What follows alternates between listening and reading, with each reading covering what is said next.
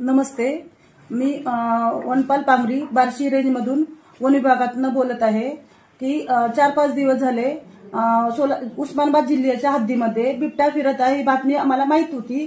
तरी आम्ही सोलापूर जिल्ह्याच्या हद्दीच्या बाजूला जाऊन फिरत होतो, गस्त घालत होतो, लोकांना समजून सांगत होतो की आणि मी वन विभागाच्या लोकांना कॉन्टॅक्ट भी केला होता। ते म्हणले आहेत म्हणून आम्ही पण गस्त घालत होतो, लोकांना सर्वांना सांगत होतो की म्हणजे तुम्ही जागृत राहा।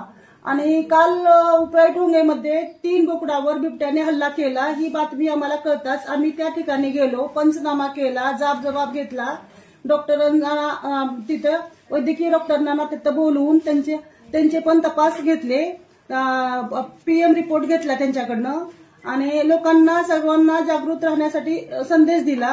बिबट्याबद्दल संध्याकाळी लोक गावात जाताना त्यांनी हातात काठी, टॉर्च, मोबाईलवर गाणे लावावी, एकाने फिरू नये, लहान मुलांना खास करून सर्वांनी थोडं लहान मुलांकडे काळजी घ्यावी आणि आपली जनावरं जेवढे होईल तेवढं बंदिस्त ठिकाणी संध्याकाळच्या वेळेस ठेवावी।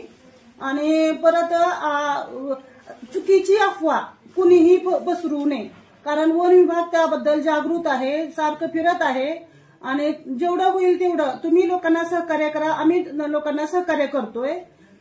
फक्त मला एवढंच सांगायचंय की संध्याकाळीच्या वेळेस थोडीशी आपण थंडीच्या दिवसात शेकोटी करतो त्याच प्रकारे शेकोटी करा, त्याच्यामध्ये मिरच्याची थोडीशी लाल मिरच्याची भुकटी टाका, ठसका उठल्यानंतर बिबट्या तिथं थांबत नाही।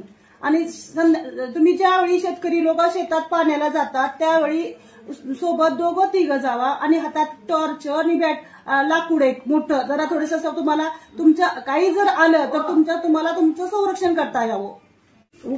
उपाययोजनेसाठी वन विभागाने भरपूर गस्त वाढवलेले आहेत, टॅप कॅमेरे लावलेले आहेत। जर नागरिकांना बिबट्या दिसला तर 1920 हा टोल फ्री क्रमांक वन विभागाचा आहे, त्याच्यावर तुम्ही कॉल करून आम्हाला कॉन्टॅक्ट करावे आणि सतर्क राहावा आणि सावधगिरी बाळगा। धन्यवाद।